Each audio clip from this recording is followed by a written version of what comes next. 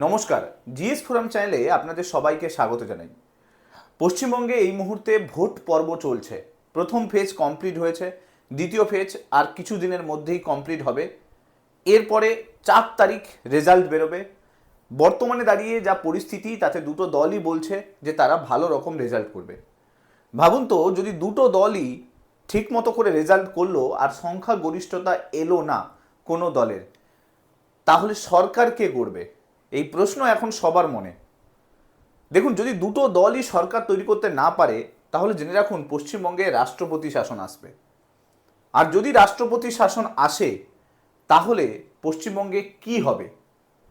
5টা এরকম বড় পরিবর্তন হতে চলেছে পশ্চিমবঙ্গের বুকে, যদি না এই দুটো দল সংখ্যাগরিষ্ঠতা না পায়।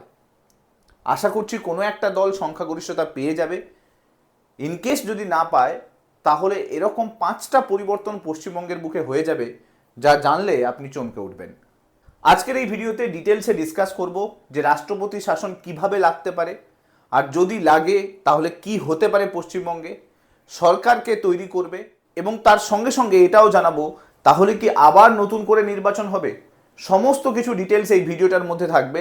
ভিডিওটা ভালো লাগলে মাস্ট লাইক করে দেবেন, চ্যানেলটাতে নতুন হয়ে থাকলে সাবস্ক্রাইব করে নেবেন, এবং মাস্ট এ ধরনের ইনফরমেটিভ ভিডিও পাওয়ার জন্য এই চ্যানেলটার সঙ্গে জুড়ে থাকতে ভুলবেন না। তো চলুন শুরু করা যাক। প্রথমেই আসি রাষ্ট্রপতি শাসন কিভাবে লাগতে পারে। দেখুন, রাষ্ট্রপতি শাসন তখনই লাগে কোনো একটা রাজ্যে যদি প্রচুর পরিমাণে বিশৃঙ্খলা তৈরি হয়, অথবা যদি ওই রাজ্যে সরকার গঠন না হয়, অর্থাৎ কোনো দল যদি সংখ্যাগরিষ্ঠতা না পায়, তাহলেও কিন্তু রাষ্ট্রপতি শাসন লাগতে পারে।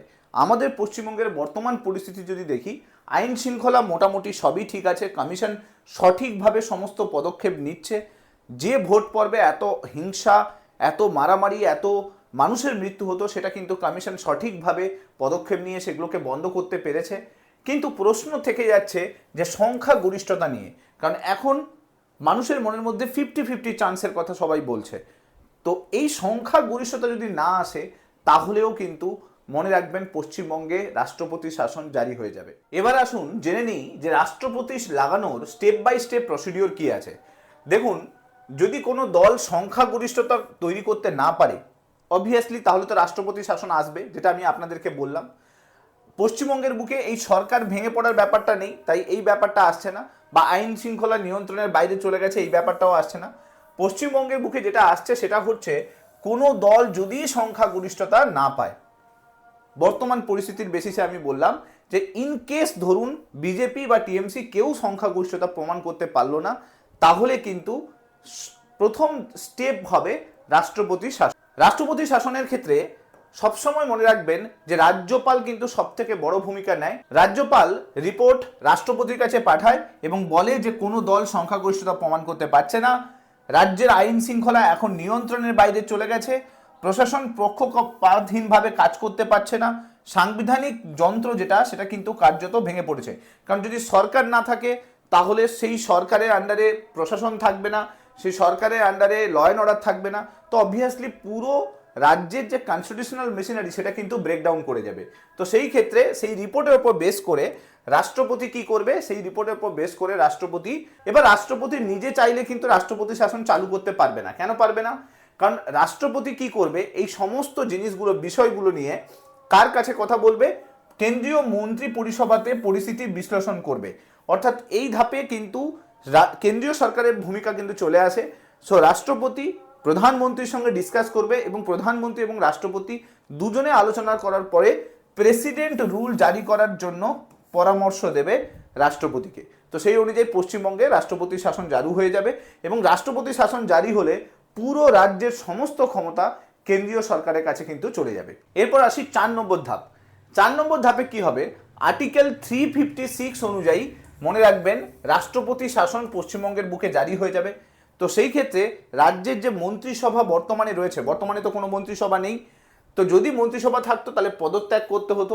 রাজ্যের প্রশাসনের সমস্ত দায়িত্ব রাজ্যপালের কাছে চলে যাবে, এবং রাজ্যপাল আর্টিকেল 356 অনুযায়ী রাষ্ট্রপতির হয়ে রাষ্ট্রপতি শাসন জারি করবে পশ্চিমবঙ্গে। এবং এটা হয়ে যাওয়া মানেই যে রাষ্ট্রপতি শাসন চালু থাকবে তা কিন্তু নয়, কারণ এই পুরো ব্যাপারটাকে পাস করানোর জন্য একটা বিল কিন্তু পার্লামেন্টে আসবে। পার্লামেন্টে রাষ্ট্রপতি শাসন রিলেটেড একটা বিল আসবে এবং সেই বিলটা মনে রাখবেন 2 মাসের মধ্যে পার্লামেন্টে দুটো হাউসে পাস করাতে হবে, অর্থাৎ লোকসভা এবং রাজ্যসভা দুটো হাউসেই কিন্তু এই বিলটাকে পাস করাতে হবে। যদি 2 মাসের সময় থাকে 2 মাসের মধ্যে এই বিলটাকে পাস করাতে হবে। যদি ইনকেস 2 মাসের মধ্যে পার্লামেন্ট এই বিলটাকে পাস করাতে না পারে তাহলে মনে রাখবেন রাষ্ট্রপতি শাসন সঙ্গে সঙ্গে বন্ধ হয়ে যাবে। আর যদি পাস করিয়ে দেয় তাহলে কিন্তু রাষ্ট্রপতি শাসন 6 মাসের জন্য চালু হয়ে যাবে পশ্চিমবঙ্গে। তো এবার আপনার মনের মধ্যে আসতে পারে যে তাহলে এরকম 6 মাস চললো, ধরুন রাষ্ট্রপতি শাসন 6 মাস চললো, 6 মাসের পরে কি হবে? দেখুন এই পুরো জিনিসটাতে কনস্টিটিউশনে বলা আছে যে একবার রাষ্ট্রপতি শাসন চালু হয়ে গেলে সেটা কিন্তু 6 মাসের জন্য জারি হবে। যদি 6 মাসের বেশি দরকার হয় রাষ্ট্রপতি শাসনের, তাই 6 মাস শেষ হওয়ার আগেই কিন্তু উভয় কক্ষে মানে লোকসভা এবং রাজ্যসভাতে আবার নতুন করে বিল নিয়ে আসতে হবে এবং সেই বিলকে পাস করাতে হবে। যদি সেই বিলটা পাস হয়ে যায় তাহলে আবার 6 মাস কিন্তু প্রেসিডেন্ট রুল এক্সটেন্ড হয়ে যাবে। এইভাবে কতদিন পর্যন্ত করা যেতে পারে? এইভাবে কিন্তু 3 বছর পর্যন্ত ম্যাক্সিমাম আপনি রাষ্ট্রপতি শাসন কোনো একটা রাজ্যে চালু করে রাখতে পারবেন, তার বেশি কিন্তু নয়। অর্থাৎ প্রথমবারে 6 মাস, তারপরে দ্বিতীয় 6 মাস, তৃতীয় 6 মাস, চতুর্থ 6 মাস এবং পঞ্চম 6 মাস এবং 6 নম্বর 6 মাসের বেলা আপনার 3 বছর কমপ্লিট হয়ে যাচ্ছে, তার বেশি কিন্তু রাষ্ট্রপতি শাসন চালু করা যাবে না।